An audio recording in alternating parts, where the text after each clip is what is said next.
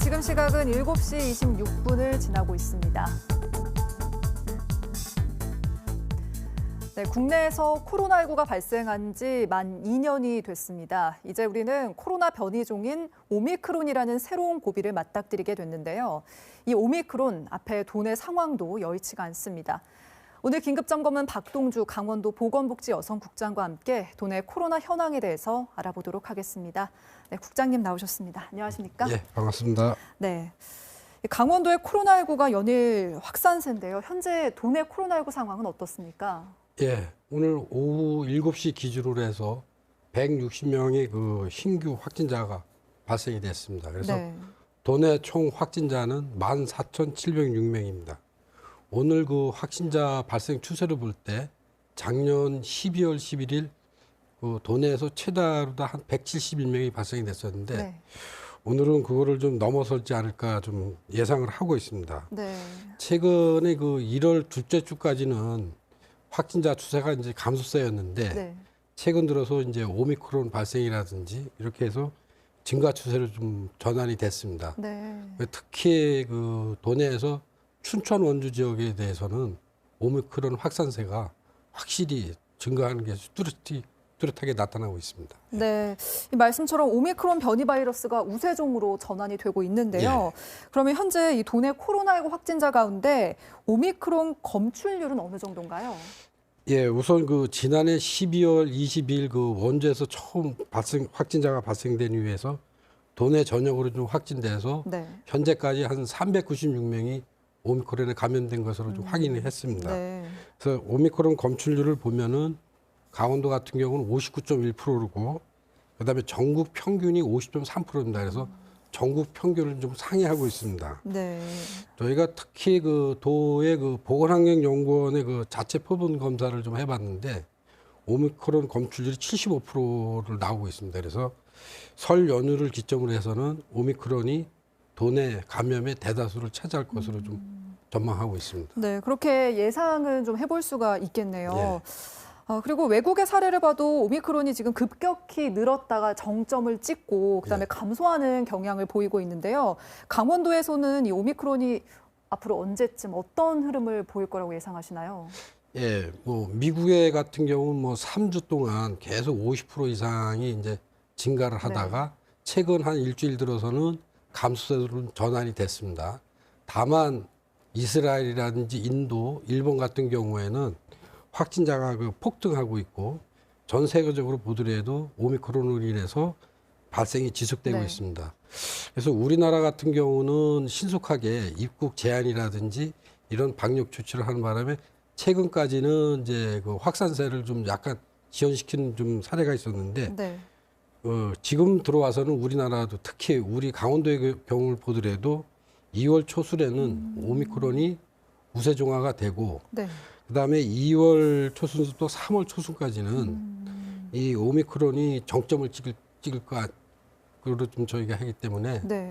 방역에 대해서는 좀 사전에 준비를 철저히 하고 있습니다. 예. 그러네요. 우리나라에서 이제 어떤 우세종화를 보일지 계속 추적을 해 나가야겠네요. 예, 그렇습니다. 예. 네, 한편에서는 이 오미크론이 우세종이 되면서 중증 환자를 줄이는 게 지금 핵심 대책으로 언급이 되고 있는데요. 예.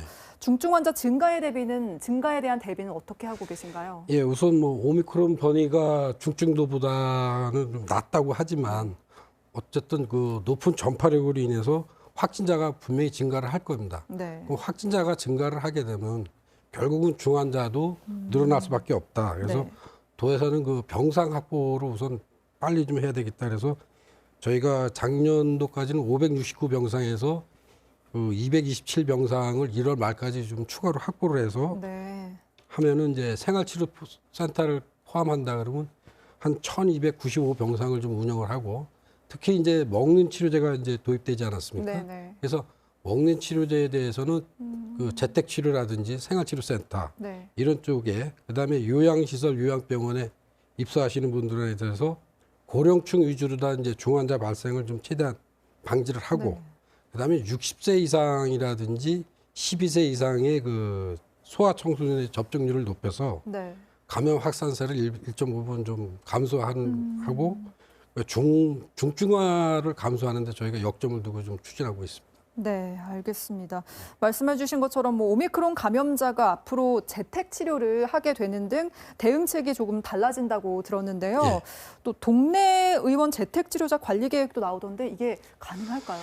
예, 우선 저희가 재택 치료를 관리 의료기관을 10개 정도를 운영을 하면서 네.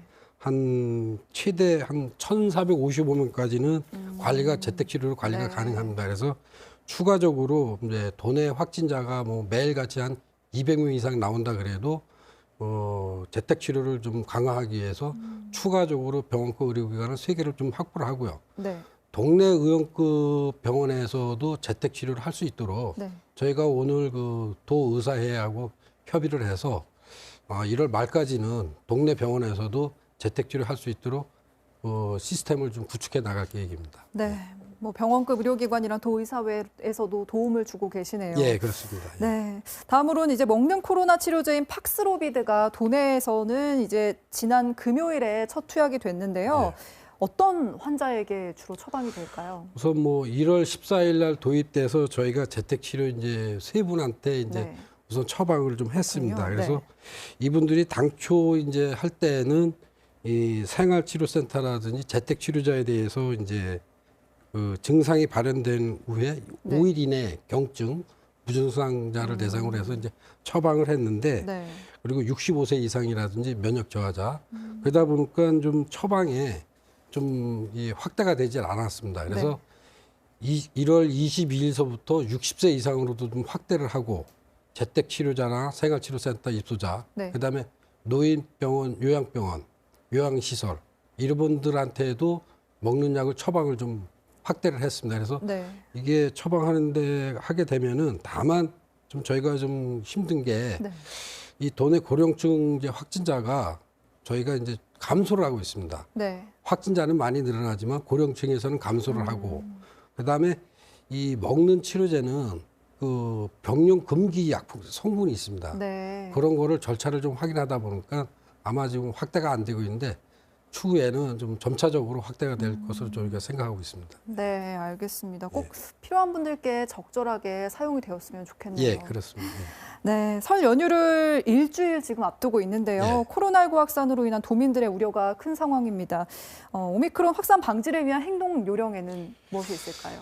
우선 뭐 오미크론이 전파력이 좀 강하고 그래서 우선 부득이하게 이제 고향을 좀 방문하실 때에는 네. 우선 예방 접종을 좀 완료해 주시고 네. 그다음에 이 가급적이면 자가용을 좀 이용을 해 주시고 네. 자가용을 이용하실 때에도 휴게소에 머무를 때는 휴게소에도 잠시만 멈추고 곧바로 올 수 있게 해 주시고 네. 혹시 이제 고향을 방문하셨다 하더라도 그 지역 내에서 뭐 이동이라든지 모임을 좀 자제해 주시고 네. 친인척을 방문할 때에는 마스크를 꼭 쓰고 개인 방역 수칙을 좀 철저히 지켜주실 것을 좀 부탁드리겠습니다. 네. 알겠습니다. 예. 개인 방역과 마스크 착용 다시 한번 예, 새겨야겠습니다. 알겠습니다. 국장님 오늘 말씀 여기까지 듣겠습니다. 예. 감사합니다. 예, 감사합니다.